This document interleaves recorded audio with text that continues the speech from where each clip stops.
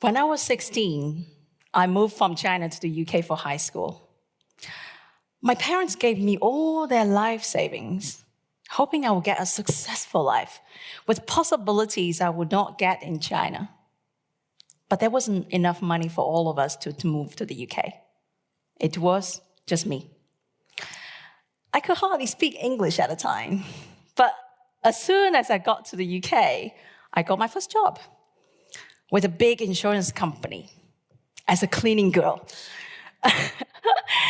But one good thing about working as a cleaner in my school spare time was that it all of a sudden made all this lecture time, all this time studying the library, it felt like leisure to me.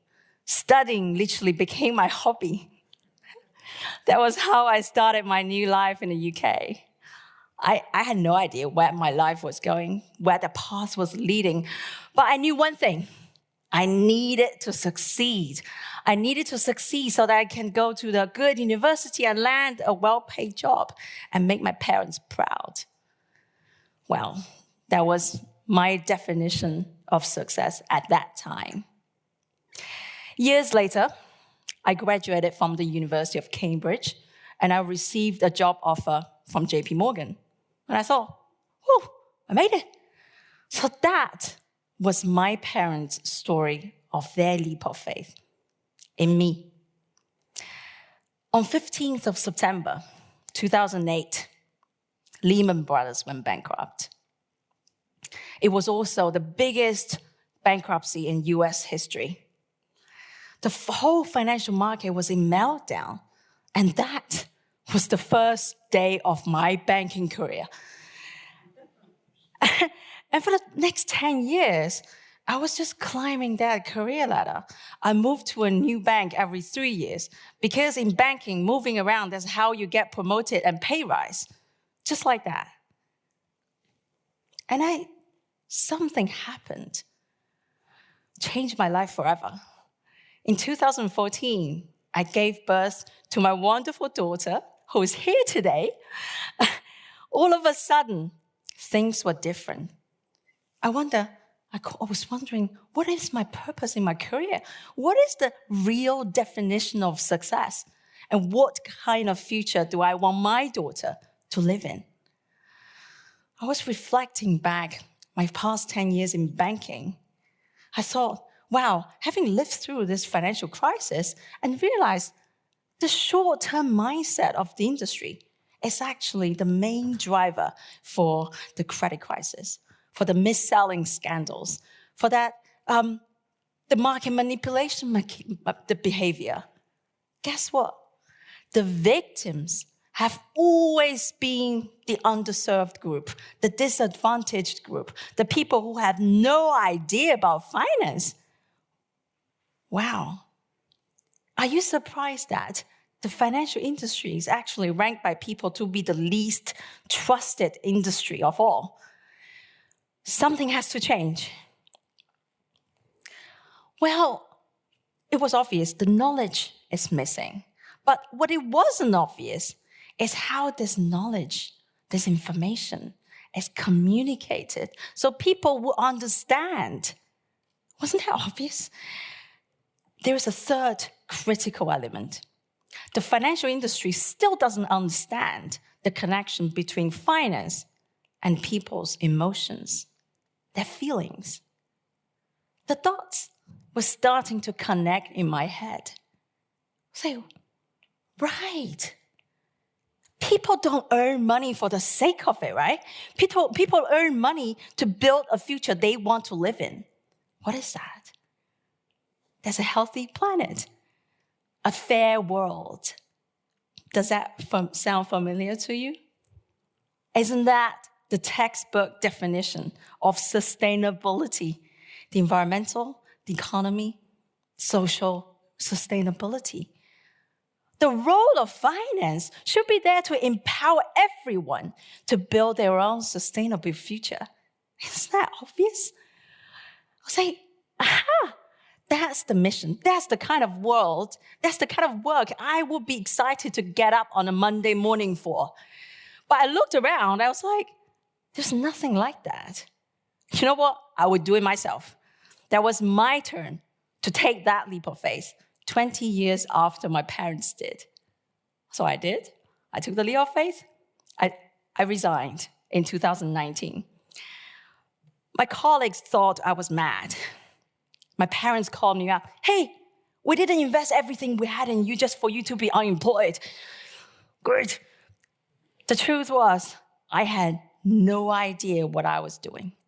All I had was a crazy idea, a bit blurry, and a vision and a dream. Some people are born entrepreneurs. That is not me. The first 6 months was not romantic at all. I was trained to be a perfectionist coming from a banking background. I had no idea what a minimum viable product was. So as a new entrepreneur, I was just afraid to make any mistakes. So I became theoretical entrepreneur. I read lots of books about entrepreneurship, about fintech. I went to all sorts of conferences. I made a beautiful pitch deck with a grand vision. I did everything that sounded right to me at the time, except one thing. Building something, anything, something that I could engage with real users and understand their real pain points. So 6 months passed, nothing was achieved. It's probably fair to say that was the lowest point of my startup life. But I was stubbornly optimistic. I pushed on. At some point, my 2 crazy co-founders joined my roller coaster ride. Then we got accepted to a startup incubator program where we were pushed to do something real so we could talk to the users. And I learned no is a good thing. That doesn't mean failure. That means potential for improvement. From then on, luck started to follow us. 6 months after we built our MVP, we iterated cycle after cycle. Then we got into the FinTech for Impact Challenge organized by Visa, where we got the opportunity to present our solution to 13 German banks. We came out as the champion. And then we got selected to be Germany's top 3 impact startups by Getting the Rain. Then we got our first B2B client, and we have just closed our first funding round. You see, luck follows doers, not daydreamers. I still don't know where our path is leading. But what does success even mean? I think success should be an infinite mindset. I got inspired by the dominoes effect. What you probably don't know about the dominoes is that the first domino of the domino bricks can knock over another 1.5 times larger than the next one. So a chain of dominoes like this could eventually create great impact. All you need is that tiny push at the start. The great impact will happen. And that tiny little push at the start, that leap of faith, I will call that a success. Finally, I want to leave you with a formula. Always be curious. Think about what your knowledge, what your experience can contribute to the world, can make this life a bit easier for the people around you. But most importantly, something you are passionate about. Once you have found that passion, be courageous. Just do it. What's the worst can happen? But find joy in that moment, right? If you choose to do it, though, make sure you give it all you can. You know, you can either be obsessed with the problem you're solving, otherwise you can just be average. Finally, be persistent. You know, you can only really fail when you stop trying. Imagine the power of infinity and what kind of future that we can build together. Thank you very much.